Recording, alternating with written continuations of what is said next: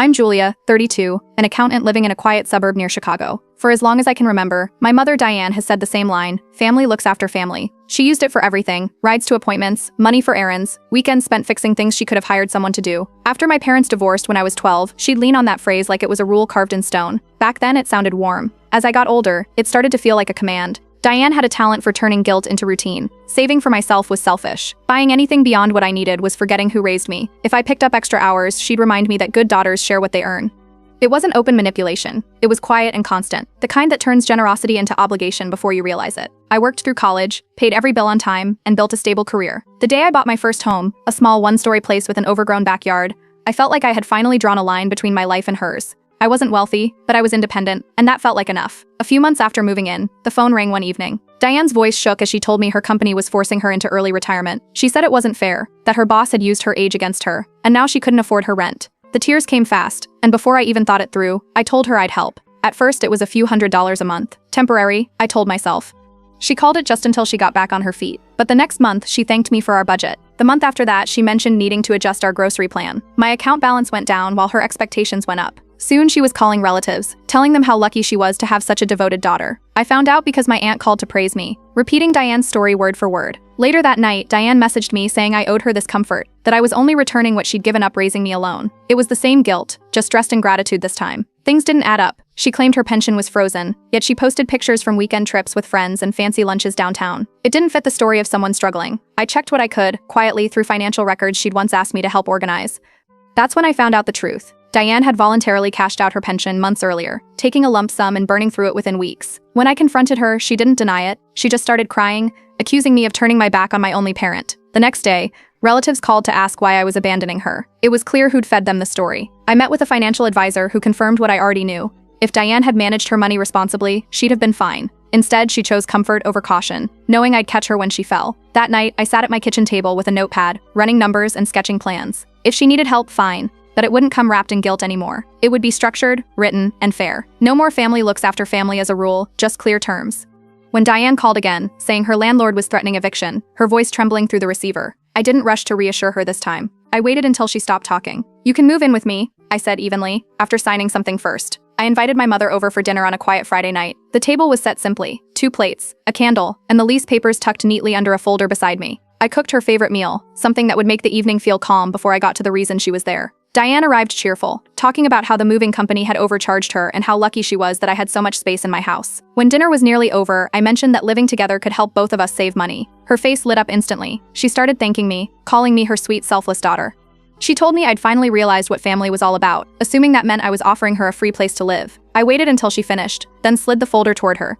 Inside was the lease. The rent was modest, less than half of what she'd paid before, and it laid out a few simple rules. Payments would be made on the first of each month, utilities split evenly, and shared spaces respected. She glanced at it and laughed, thinking I was joking. But when I didn't laugh back, the smile dropped from her face. She stared at the document for a long time before saying she couldn't believe I'd charge my own mother rent. I kept my voice steady, explaining that it was a way to protect both of us. She started crying softly, accusing me of treating her like a stranger. I didn't respond to the drama. I just folded the lease back and told her to think it over. The next morning, my phone filled with messages from relatives. My aunt said I'd humiliated my poor mother. My cousin said Diane had called her crying, claiming I was turning my house into a boarding house. I sent one group message in reply, explaining that my home was open to my mother but that financial arrangements had to be fair and written. After that, I muted the chat and didn't respond again. 2 days later, Diane called, saying she'd sign the papers if it would make me feel better. She insisted it was only symbolic. I agreed and made an appointment for us to sign and notarize the document that afternoon. She didn't realize that her symbolic signature made the lease fully binding. When moving day came, she arrived with far more than we'd agreed on. The moving truck was packed with old furniture, boxes labeled heirlooms, and even her old dining table. When I reminded her we'd only cleared 1 bedroom and partial storage, she brushed it off, saying these things couldn't be left behind. That first week was quiet. I gave her space and went to work like normal. But small changes started showing up. The living room rug was replaced with hers. My framed photos were taken down and replaced with her floral prints. She introduced herself to my neighbors as my co-owner. I found out about that when Mrs. Howard from next door congratulated me on letting my mother retire early. Apparently, Diane had told people I insisted she stop working and move in so I could take care of her properly. At first, I ignored it. I didn't argue or correct anyone. But when I came home one evening to find the couch moved, the curtains changed, and my mother telling a delivery driver to leave the package under my name, I decided to clarify things. I reminded her that the lease defined her as a tenant, not an owner. She rolled her eyes and said that paper didn't change the fact that she was my mother and always would be. From that point on, I started keeping records, dates, texts, bills, everything. I made copies of the lease and receipts and kept them in a locked folder in my office. I logged each month's rent status, each bill she was responsible for, and every purchase she made using my address. It wasn't paranoia, it was preparation. When the first rent date came and went, she said she was sorting out her cash flow. A week later, she bought new curtains and decorative pillows for the living room. I didn't argue. I noted the date, wrote payment missed, month 1 in my binder, and went about my day. By the end of that month, she'd filled the guest closet with shopping bags and started talking about repainting her living room.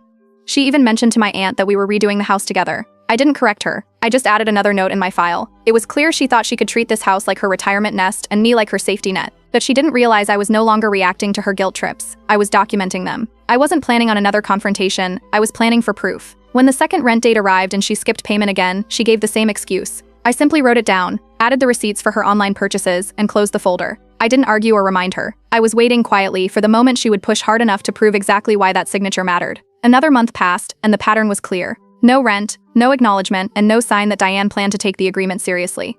Packages kept arriving with her name on them. New shoes, clothes, and kitchenware she didn't need. Takeout bags piled up in the bin, each charged to my shared address. Every time I came home, the counters were cluttered with receipts and delivery boxes. When she spoke to neighbors, she referred to herself as retired and comfortable, as if she'd planned this life. Her friends stopped by often, dropping off plants and magazines. To them, she looked like a woman enjoying her golden years. To me, she was a tenant who hadn't paid rent in 2 months. One evening, over coffee, I reminded her politely about the overdue payments. She brushed it off, saying she'd settle things next month. I mentioned that the lease required consistent payment. That's when the calm cracked. She slammed her cup down and accused me of treating her like a stranger in her own daughter's home.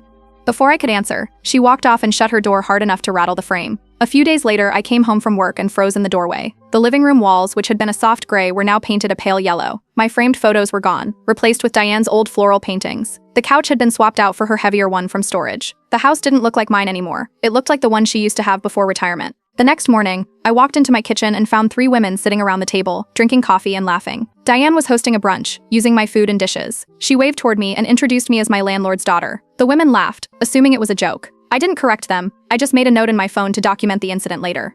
That afternoon, I took photos of the newly painted walls and furniture. I added the pictures to my file, along with a copy of the lease, the missing rent log, and recent bills showing increased water and electricity usage. Then I called the utility company and had the account split. From that day forward, Diane's name appeared next to mine on every bill. When the next round of statements arrived, I paid only my half. 2 weeks later, she found out. She stormed into the kitchen, holding the overdue notice, demanding to know why I hadn't taken care of it. I didn't answer. I simply pointed to the line with her name and the due amount next to it, then went back to my laptop. Her reaction was predictable. A few days later, my phone started lighting up with calls from relatives again. My aunt left a voicemail saying Diane was heartbroken, telling everyone her daughter had started charging her to live under her own roof.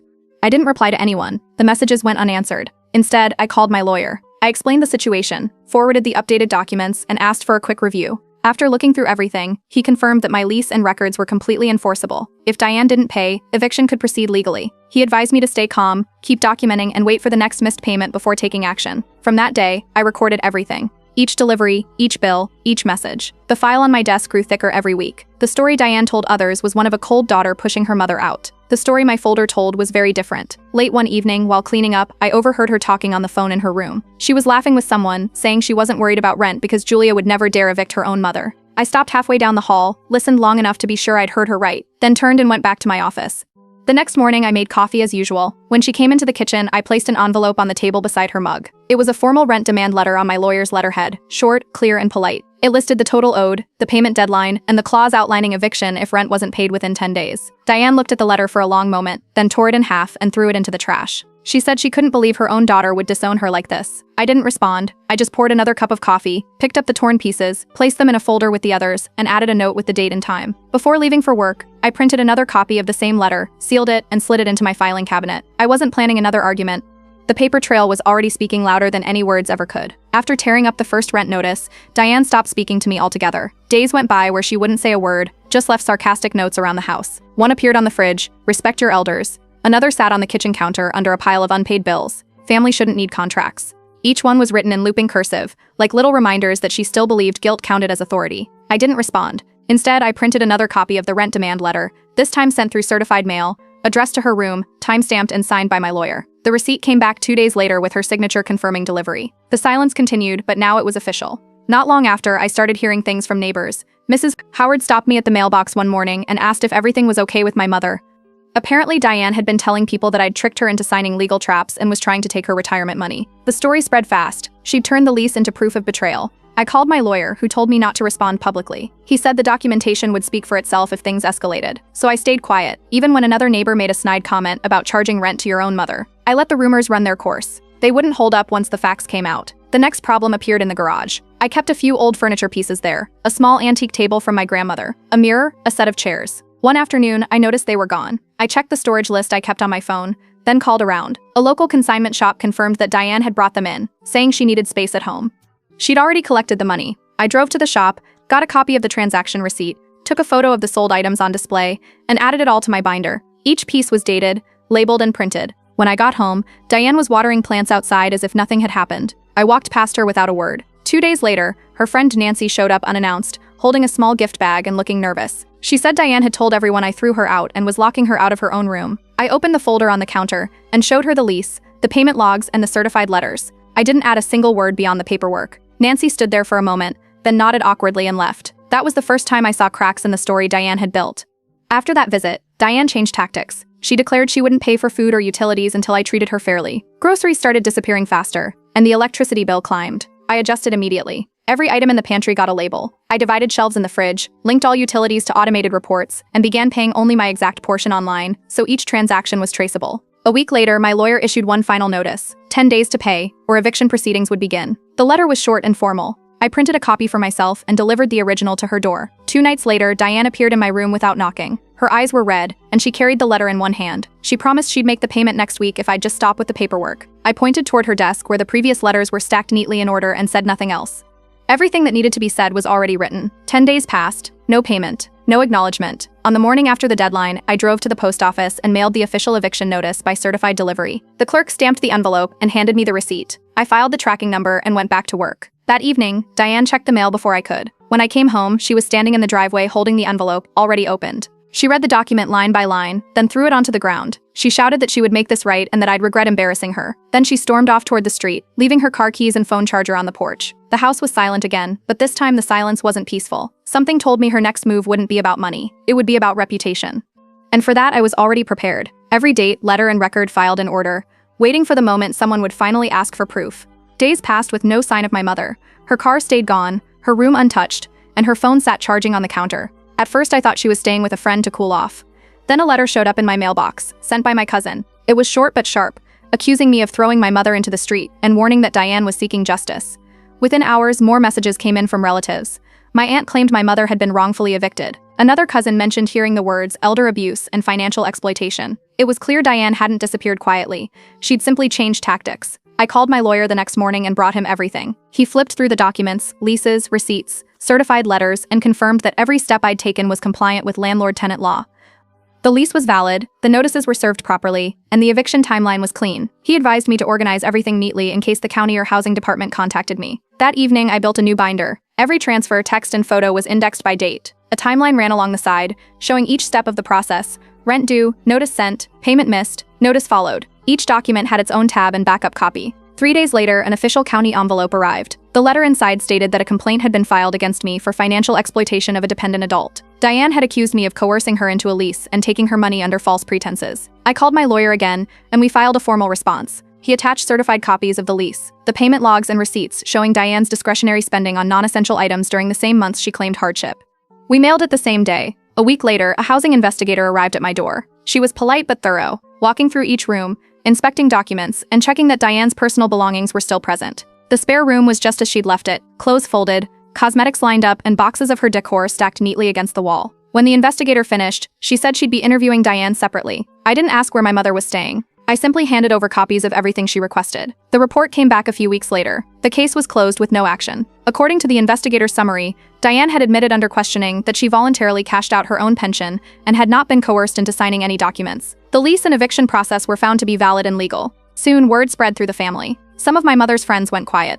Others who had repeated her claims stopped reaching out. The silence around her story was louder than any defense I could have made myself. Then, one afternoon, the phone rang. Her number appeared on the screen. I almost didn't answer, but curiosity won. Her tone was calm. She said she wanted to start over, that she just needed a place to stay rent-free until she was stable again. I told her I'd agree under one condition. Any unpaid rent from before would be converted into equity contributions under a new agreement. The updated contract would legally define me as the sole owner and landlord. She hesitated, saying she didn't understand all the legal terms, but eventually agreed as long as it was just symbolic. That same day, we met at my lawyer's office. She signed the document, and the notary sealed it. By that evening, I filed it with the local records office. A few days later, she stopped by the house to collect some of her things. While she was there, she asked to see the paperwork again, wanting to understand what she'd signed. I showed her the stamped copy, pointing out the clause that confirmed ownership transfer and full landlord rights. Her calm expression vanished. She raised her voice, accusing me of betrayal, saying I'd taken advantage of her. I didn't argue. I told her everything was fair, written down, and witnessed. The rules she'd ignored had finally caught up, and now they were binding. She gathered her purse, glared at me, and said she'd make this right one way or another. Then she left, slamming the door hard enough to shake the frame. I double-locked it after she was gone. For the first time, the house was completely still, but the quiet didn't feel permanent. It felt like the pause before something else, something no longer about family, but about revenge. The next move, I suspected, wouldn't come from her directly. It would come stamped, sealed, and delivered from somewhere far more official. Weeks passed in silence. The house stayed calm, the bills came on time, and work filled most of my days. For the first time in months, the mailbox didn't bring trouble. I paid off small debts, mowed the lawn, and went to bed without expecting another argument. It almost felt normal again, until the envelope arrived. It was a certified letter addressed in Diane's handwriting but mailed through an attorney's office. Inside, she claimed emotional damages from the eviction and partial ownership of furniture she'd left behind. The letter demanded payment or amicable settlement before court. I scanned it, took a photo for my files, and sent everything to my lawyer. Within a day, he drafted a reply. Attached was the signed inventory list Diane had completed when she moved in, her own handwriting marking the furniture as forfeit upon lease termination.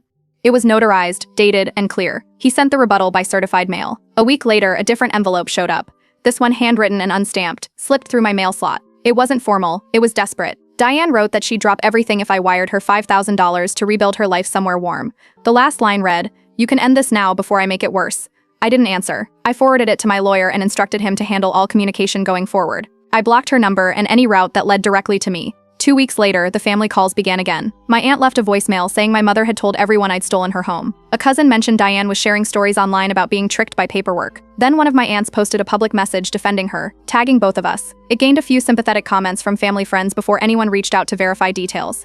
By that evening, I had already sent a small digital packet to each relative who'd called. It included the notarized lease, the equity conversion document, and the certified eviction notices, all time-stamped and witnessed. No explanations, no commentary, just the paperwork. By the next day, the post was deleted, and the calls stopped entirely. A few days after that, Diane's legal complaint escalated for one last attempt. Her lawyer filed a request for mediation, but the moment he reviewed the notarized ownership agreement, it ended. He formally withdrew from her representation, and the county marked the complaint as dismissed. Nearly a month later, I heard her car outside. I looked through the window and saw her standing on the porch holding a small box. She knocked once. When I opened the door, she said she'd come to collect her last few things. I allowed her inside under supervision, keeping my phone camera on record in case of dispute. She moved slowly, scanning each room. The place looked different now, tidy, quiet, organized. She gathered a few framed photos, an old vase, and a couple of small trinkets from the dresser. She didn't look at me while she worked. When she reached the front door, she paused, glancing around the living room. Her voice was quiet when she said she never thought I'd treat her like any other tenant. I told her that was all I ever wanted, to be treated fairly. She didn't respond. She just stepped outside, carrying the box carefully, and walked to her car. I locked the door behind her and stood there for a long moment. The house was silent again, but not tense, just still. The next day, I drove to the records office and updated every property document, adding digital backups and new clauses for any future tenants, family or not. Every agreement would be notarized and stored twice over. No verbal promises, no favors, no gray areas. Later that week, I opened my binder, the one that had grown heavier with each problem, and went through it page by page. What had once been proof of defense now felt like a record of progress. Each letter and receipt marked a step toward stability I'd built on my own terms. A few weeks later, a small postcard arrived. The front showed a beach in Florida, the kind sold at gas stations. On the back, written in her unmistakable handwriting, were 6 words. "At least now I pay rent to someone else." I read it once, placed it in the binder's final sleeve, and closed it for good. The story that had started with guilt and dependence had ended with signatures and silence. The house, once divided by control, finally belonged entirely to me, on paper and in peace. Months passed without a single message or unexpected knock.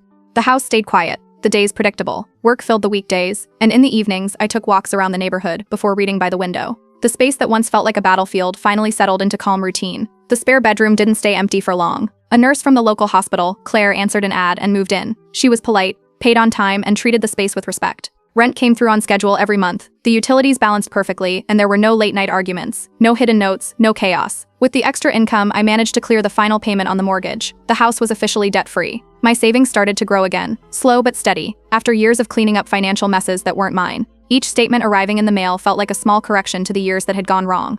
Then, one afternoon, a letter arrived at my office. It was from an attorney in Florida, the return address handwritten but familiar. The envelope had Diane's name in the corner. Inside, the tone was formal. The letter claimed entitlement to shared family assets connected to the sale of Julia's property. The problem was simple: there had been no sale. The assets she referred to were the antique pieces she'd taken from my garage months ago and sold herself. I forwarded the letter to my lawyer, who prepared a short, clean response. Attached was certified documentation proving Diane had forfeited all ownership rights during the equity conversion agreement she signed and notarized. The reply went out by overnight mail, and that was the end of it. A week later, another envelope arrived, this one directly from Diane. No law firm letterhead, no pretense of professionalism. It was a thick stack of lined paper filled with accusations, claiming I'd killed the meaning of family and ruined her twilight years.